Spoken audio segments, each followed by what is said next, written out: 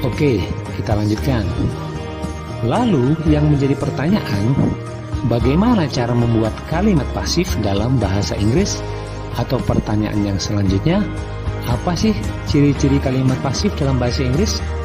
Oke, akan kita bahas ciri-ciri kalimat pasif dalam bahasa Inggris dulu. Ciri-ciri kalimat pasif atau passive voice atau passive sentence dalam bahasa Inggris adalah yang pertama, subjeknya adalah sebagai penderita. Biasanya, subjek dalam kalimat pasif berupa benda, bukan manusia. Contoh kalimat yang sebelumnya, televisi ditonton oleh Budi, atau nasi dimasak oleh ibu. Di situ, subjeknya sebagai penderita dan biasanya berupa benda. Ciri yang kedua, sekaligus yang ketiga, yaitu kalimat pasif membutuhkan to be. Kali ini kita masih membahas kalimat pasif untuk bentuk sederhana, yaitu kalimat pasif bentuk simple present. Yang to be-nya adalah am, is, dan are. Dan ciri yang ketiga, kalimat pasif juga membutuhkan kata kerja bentuk ketiga atau verb 3 atau juga disebut dengan past participle. Mari kita lihat rumus atau pola kalimat pasif untuk tenses yang paling dasar, yaitu tenses simple present. Untuk kalimat yang berpola atau yang berbentuk positif, negatif, dan pertanyaan, kita lihat di sini semuanya menggunakan to be. Selalu muncul to be, is atau am atau are selalu muncul. Kemudian kita lihat untuk yang berbentuk negatif, selain kita masih membutuhkan to be, juga muncul kata not. Ini adalah ciri khas dari semua kalimat pasif yang memiliki bentuk negatif. Dan untuk yang berupa pertanyaan, jangan lupa selalu menggunakan tanda tanya di belakang kalimat. Dan untuk to be-nya, am atau is atau are tetap harus kita munculkan. Dan itu kita letakkan di awal kalimat atau di depan subjek. Oke? Jadi, di sini kita lihat ciri yang kedua dari kalimat pasif, yaitu to be harus selalu ada. Kita perhatikan untuk polanya sekali lagi. Kita lihat di sini bahwa to be itu selalu muncul, baik itu dalam bentuk positif, bentuk negatif, atau interrogatif. Selalu muncul to be-nya. Mengenai to be, kita bahas ulang lagi ya. To be am hanya untuk subjek I, dan to be is selain untuk subjek orang ketiga tunggal, he, she, dan it juga untuk subjek benda tunggal. Jadi to be untuk kata ganti orang ketiga tunggal, he is, she is, it is. Lalu, seperti apa contoh subjek benda tunggal? Misalkan, a book, a car, an apple, food, dan lain sebagainya. Itu adalah contoh-contoh subjek benda tunggal. Biasanya, benda tunggal diawali dengan kata a atau an, yang artinya satu atau sebuah. Jadi, untuk kata benda tunggal, a book, to be-nya is, a car, is, dan seterusnya. Kalau untuk to be are, selain digunakan untuk subjek they, we, dan you, jadinya they are, we are, you are, juga untuk subjek benda jamak.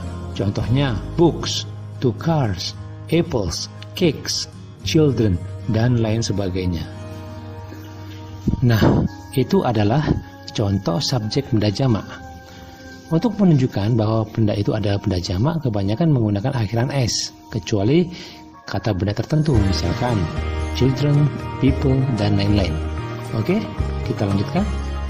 Jadi, kalau kita sudah paham cara menentukan to be dari sebuah kalimat, mari kita berlatih menentukan to be dari benda berikut. Di sini ada benda, a book, cars, an English book, dan people. Untuk a book, to be-nya adalah is. Untuk cars adalah are. Untuk an English book adalah is. Dan untuk people adalah are. Kenapa? Ya, karena a book adalah benda tunggal, cars adalah benda jamak, an English book tunggal, dan people adalah benda jamak. Jadi, mengenai to be, saya pikir sudah paham ya. Kesimpulannya, dalam kalimat pasif tetap harus ada to be, baik itu dalam bentuk kalimat positif, negatif, atau interrogatif. To be selalu muncul.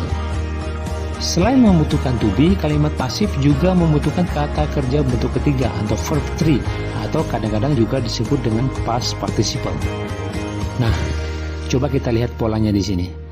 Selalu ada kata kerja bentuk ketiga dan itu wajib ada. Seperti apa sih kata kerja bentuk ketiga? Contohnya seperti ini. Ini adalah contoh kata kerja bentuk ketiga. Cooked, watched, made, written.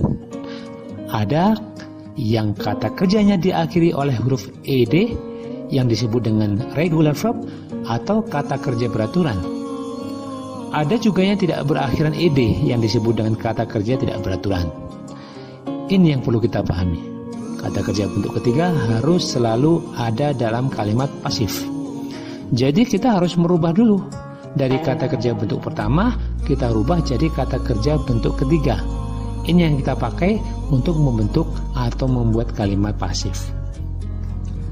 Apakah kata kerja kedua itu tidak perlu kita hafalkan? Tetap kita juga harus menghafalkan kata kerja bentuk kedua. Karena kata kerja bentuk kedua juga digunakan untuk pembahasan yang lain, dalam tenses yang lain.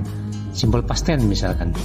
Jadi untuk membuat kalimat pasif, kita akan selalu membutuhkan kata kerja bentuk ketiga.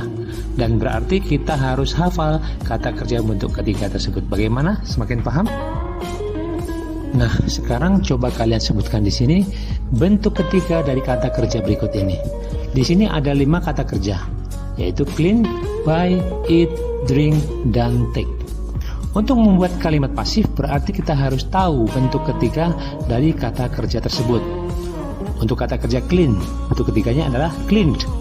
Kata kerja buy, bentuk ketiganya adalah bought. Eat, bentuk ketiganya adalah eaten. Drink, bentuk ketiganya adalah drunk. Dan take, bentuk ketiganya adalah taken. Nah, ini adalah contoh kata kerja bentuk ketiga yang akan kita gunakan pada kalimat pasif. Jadi, kita perlu sekaligus menghafalkan kata kerja bentuk pertama, kedua, dan ketiganya, dan termasuk juga artinya. Coba kita artikan kata kerja berikut. Clean, cleaned. Artinya adalah membersihkan, dibersihkan. Pada kalimat pasif, arti kata kerja berubah menjadi dibersihkan. Berikutnya, buy, bought. Artinya membeli, dibeli. Eat, eaten. Memakan, dimakan. Drink, drunk. Minum, diminum. Take, taken. Mengambil, diambil. Bagaimana? Sudah paham? Kalau sudah paham, silakan kalian melanjutkan ke video yang lain, yaitu video tentang cara merubah kalimat aktif menjadi kalimat pasif. Terima kasih atas perhatiannya. Assalamualaikum warahmatullahi wabarakatuh.